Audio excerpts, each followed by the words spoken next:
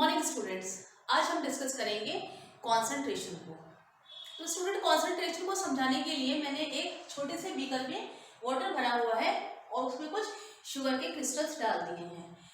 तो ये जब सॉल्यूशन बनेगा, ये कैसे बनेगा?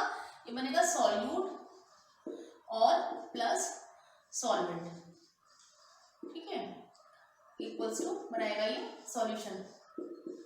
तो इस सॉल्यूशन को हम क्या कहेंगे? True solution. इस सॉल्यूशन के दो कंपोनेंट्स हैं, एक तो है सॉल्यूट और दूसरा है सॉल्वेंट। अगर मैं आपसे पूछूं कि इसकी कॉन्सेंट्रेशन कितनी होगी, तो आपका आंसर क्या होगा? The amount of solute present in a given solution is known as its concentration. तो स्टूडेंट, कॉन्सेंट्रेशन को कैसे डिफाइन करते हैं? Concentration is defined as the amount of solute present in a given amount of solution and it can be written as the concentration equals to the amount of solute divided by the amount of solution। अगर मैं इस equation को 100 से multiply कर दूं तो क्या होगा स्टूडेंट? ये हमारी जो कॉन्सेंट्रेशन आएगी ये आएगी परसेंटेज में। तो यहाँ पर जितने भी टर्म्स आप देख रहे हैं 100 से मल्टीप्लाई इसीलिए किया गया है क्योंकि हम यहाँ पर कॉन्सेंट्रेशन को परसेंटेज में निकाल रहे हैं। मास by mass percentage of solution. अब ये क्या होता है स्टूडेंट? जो हमारी कॉन्सेंट्रेशन होती है उसको डिफाइन करने के डिफरेंट वेज होते हैं। यहाँ पर कॉन्सेंट्रेशन को 3 डिफरेंट वेज में मैं आपको डिफाइन करके बताऊंगी। जो फर्स्ट क्राइटेरिया है उसको कहते हैं मास बेसिस पे कॉन्सेंट्रेशन को डिफाइन करना। तो on the basis of mass the concentration is defined as mass by mass percentage of solution and it is equals to the mass of solute divided by the mass of solution into 100। solution क्योंकि solute और solvent के मिलने से बना हुआ है, इसीलिए जहां पर भी solution के मास की बात होगी वहां पर mass of solute plus mass of solvent लिखा जाएगा।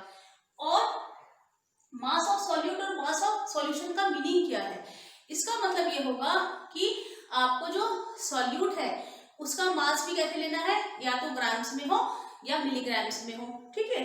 और जो आपका सॉल्यूशन है वो भी कैसा होना चाहिए? ग्राम्स, मिलीग्राम्स या किलोग्राम्स में होना चाहिए, तभी ये वैल्यूज आपस में कैंसिल आउट होगी और आपको एक परसेंटेज मिलेगी, ठीक है।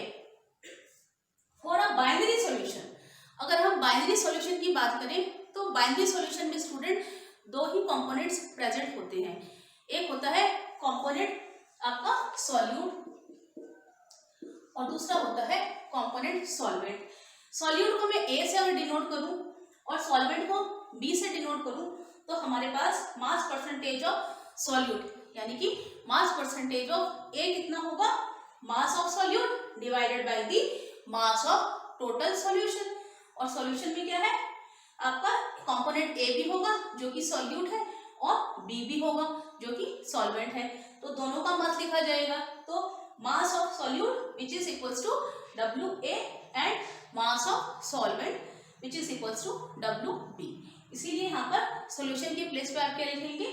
WA प्लस WB और 100 से कर देंगे उसको मल्टीप्लाई, तो आपका आ जाएगा परसेंटेज, ठीक है। तो जो नेक्स्ट हमारा है क्राइटेरिया वो कहलाता है volume by volume percentage of solution equal to the volume of solute divided by the volume of solution.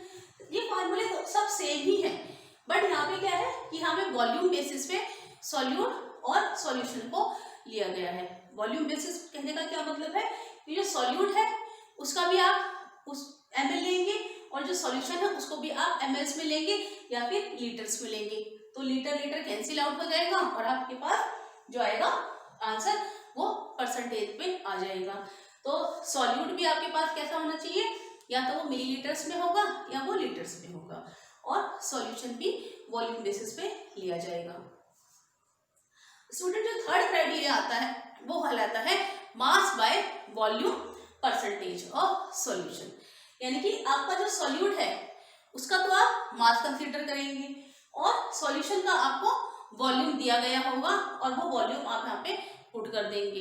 तो यहाँ पर मास बाय वॉल्यूम बेसिस पे आपके पास कॉन्सेंट्रेशन आ जाएगी।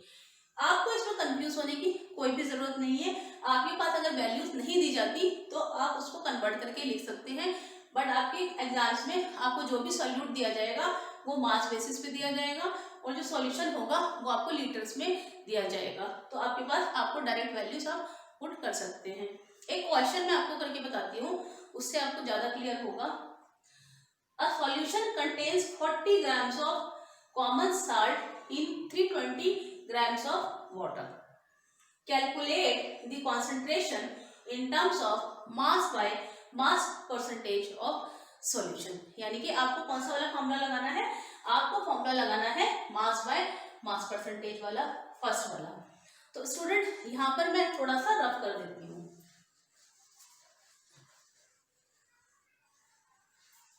ठीक है, तो यहाँ पर आपको दिया है a solution contain 40 grams of common salt.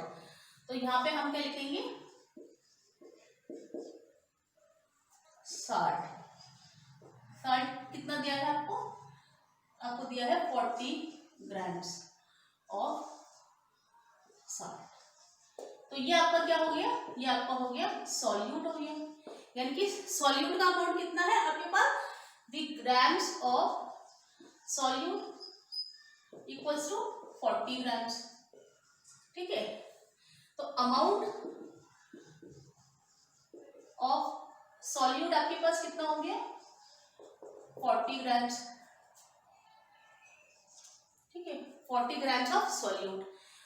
और आपको दिया है इन 320 grams ऑफ वाटर, और आपके पास वाटर का कितना अमाउंट हो गया, तो आपको सॉल्वेंट